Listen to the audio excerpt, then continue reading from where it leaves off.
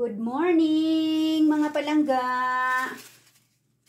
Ayan, at sumikat ulit ang araw ngayon. Ayan, kita nyo, maliwanag sa labas. Ayan, sumikat ang araw. Kaya happy-happy itong aking monstera. Pero, malamig sa labas. Mamaya pa. Magkakaroon na ng little warm kapag matagal na ang sikat ng araw. So, for meanwhile, tanggalin ko itong mga dry na dahon. Ayan o, ang dami na. Buti naman at ayan, ang dami. O, ayan. Ang dami na yung mga dry na mga dahon. Ayun, may nahulog pa doon sa baba. Dalawa. Kunin natin. Buti naman at hindi totally na oops, na dry. Ayun, ang dami. O, silhouette ba? Kasi may pwedeng tabako, no? Yan o, pwedeng tabako, o. Tapos yung mga roots niya, marami na yung dito, o, na ang bango ng ng dahon nito. Ayan, yung kanyang roots. Ang hahaba, o. Ayan, kasi dapat ito sa bundok, sa jungle, itong halaman na to dapat nakakapit ito sa malaking puno, 'di ba? Sa kabundukan. Eh syempre dito, ayan. Dito lang siya sa paso kaya humaba ng humaba ang kanyang roots. Ayan, no? Hanggang ilang dipa na 'yan. Tapos, ayan, pinapabayaan ko lang diyan na maglaylay. So, lilinisin ko ng ngayong summer, sa June, July, papalitan ko na naman siya ng soil. Ayan, oh, ang dami na. Ito, may mga roots pa rin dun sa kabila. At saka may baby na ito, ayan. So, ayan, ang dami mga palanggalok. Ayan, oh, maglilinis ako dito ngayon. Ang dami, grabe, oh. Ayan, oh, yung kanyang dry. Oh, sobrang dami. Oh, ilagay ko muna dyan sa baba, yung mga dry. At ilagay ko sa plastic at vacuumin ko dito sa living room ngayon. Tapos, ayan, pagka ito, oh, yung mga dulo, ayan, oh. Nadadry na siya. Ayan, oh.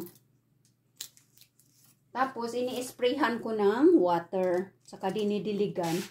Ayan, para kahit pa paano, parang rain shower ba? Ayan, lahat ng dahon niya.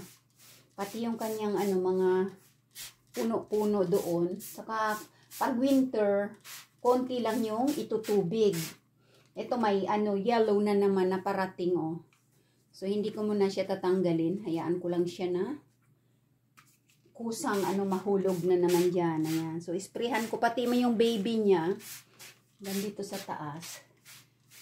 Ini-sprayhan ko ito tuwing isang araw, 2 araw ang lumipas pag sobrang dry talaga. Ayan, so parang ganyan, nakaspray na, parang galing na sila sa ulanan. Pag na-sprayhan na, yung baby pa doon sa kabila. Sa kabila niya may baby pa ito eh. Malaki na rin. So yan, spray ko lang yung dahon niya, lahat. Pati yung kanyang mga tapos madadry na naman siya. At least parang iniisip nila galing sila sa ulanan. Ayan, so oh, gaganda na naman. Pag winter, konti lang yung ilalagay na tubig once a week. Konti lang kasi para hindi masira yung roots. Ayan, alam nyo na, pag winter, nandito sila sa taas.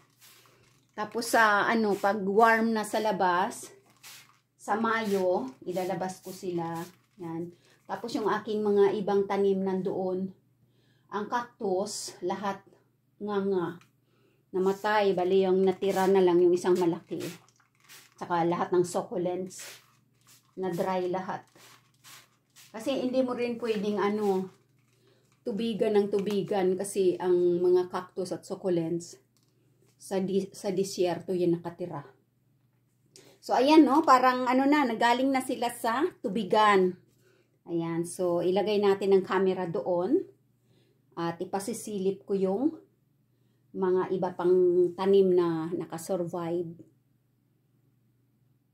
Ayan, ang daming mga dry na dahon ng aking monstera. Yan, at ang mga ugat niya, napakahahaba. Magbabacuum ako ngayon dito. Ayan, so natubigan na ito, may ugat pa rin. Ayan o, natubigan na sila. Spray lang. Para kunwari ay naulanan sila. Ganyan lang, para makasurvive. So, ayan, may sunshine sa labas, pero cold, malamig. Mamaya pa yan, magwa-warm. Ayan, at sa Mayo, ilalabas na ito sa front yard para fresh. At ipapasok na naman sa autumn. Ayan, so ito yung kanyang naging baby. Papalitan ko rin ito ng ng paso. Papalitan ko ng paso kasi hindi siya lumalaki. Yan yung ugat niya, oh. Yan yung ugat niya na nabulok na dyan. Kasi yung isa hindi, ayan oh, laki ng ugat oh. Tapos ito, nabulok din yung iba. Yung aking desert plant. Yan oh, succulent, yung parang ganyan. Ayan, so hindi dapat tubigan. Paminsan-minsan patak-patak ng tubig kasi maraming nabulok. Maraming nabulok na. Ayan oh.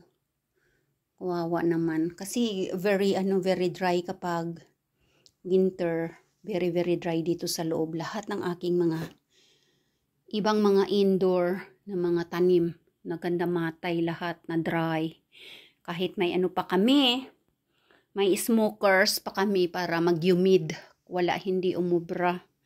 Ang daming napatay. Tingnan natin yung isang cactus ko na natira. Ito na lang yung natira. Marami ako mga cactus at succulents na pinamili. 35 lahat kaso namatay, na dry. Ayan, so ito na lang natira, dalawa, nabulok. Nabulok lahat. So, tinapon ko na. At itong dalawang matibay, ayan. Yan lang yung natira. Sana bumulaklak, ayan. Kasi hindi mo pwedeng tubigan ng tubigan rin. Kasi nga, ang mga cactus at succulents ay disyerto na mga nabubuhay na mga tanim mo. Bulok na nga ilalim niya yata oh. Pero buhay pa yan. So yan, ililipat ko na naman ng paso sa sa summer. Ayan, para tig-isa sila ng paso. So ito lang naiwan sa aking iba't ibang klaseng mga cactus. O, bibili na naman ulit para magkaroon. O, ayan na mga palangga oh. Nalinis ko na. May water pa siya. Nalinis ko na yung pinakabuhangin at pinakapuno niya. Tinanggal ko yung mga dahon dyan na nalagas at ang mga bulok na mga ugat. So, ayan. Ang ganda na. So, itong ugat na naiwan yan ng mga buhay, mahahaba. Mahahaba yan, hanggang dun. Tapos ito mas lalong mahaba, 2 dipa na yata ito. Nilalaro ito ni ni Silver paminsan-minsan dyan, no. Kapag nandyan siya nakatambay. Yan, ang haba, no? Yan, so, tingnan nyo, nalinis na. Oh, tapos inisprayhan ko. Itong isa, itong nakahiwalay na, yan, sa summer, ihiwalay ko na naman ng paso. Ayan o, na-dry na kaagad yung aking inispray na water. Ayun, sa labas. Oh.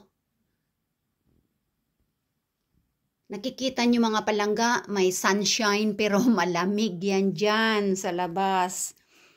Kasi hindi pa warm ang soil or warm ang kapaligiran. Kasi winter pa nga eh. Kailan sumikat na yung araw. So, itong baby, ayan. Nilinis ko na rin to. Ito yung baby niya. Papalitan ko ng ng paso. Papalitan ko siya ng paso sa sa spring. Kasi parang hindi siya lumalaki dyan. Pero may ugat na rin siya. Ayan, may ugat na rin siya. Ayan. Tapos yun, isa malaki doon. Nilinis ko. Saka nilagyan ko ng water. Hinaharangan ko siya ng sanga dyan kasi yung parang nagbe-bend. Nagbe-bend kasi gusto niya sa araw. Yan. O, ayan. So,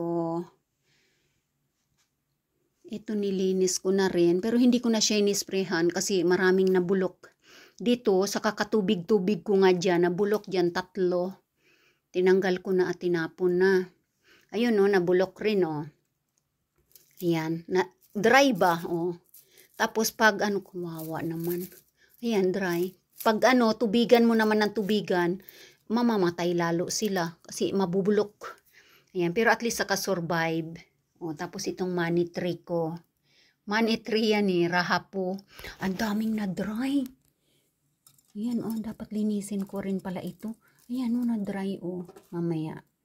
Hindi ko to nakita kanina, Ayan, daming na-dry, Ayan, so, parang patak-patak lang ba kapag bigyan ng tubig itong mga disyerto na mga halaman. Ayan.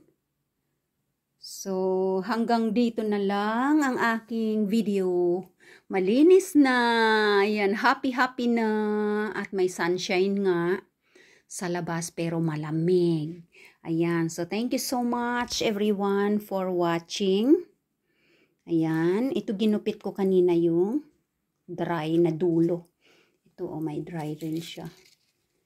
Yung dulo lang. Okay, happy Sunday sa lahat-lahat. Ayan. At sana kayo dyan ay happy, namamasyal. At kami ay sana magtuloy yung sunshine na yan dyan. Pero syempre, naka-jacket ka pa rin ng makapal sa labas. Kasi winter pa. Next month pa yung spring. Yan. Kailan natunaw na yung mga snow namin dito sa aming backyard. Kasi nga sumisikat yung araw paminsan-minsan. Mamaya mawawala na yan, cloudy na naman. Kaya balik na naman sa mas lalong lalamig na naman. Kapag may clouds na naman sa labas. Ayan. Thank you so much for watching and see you again next time. Happy Sunday. Bye-bye.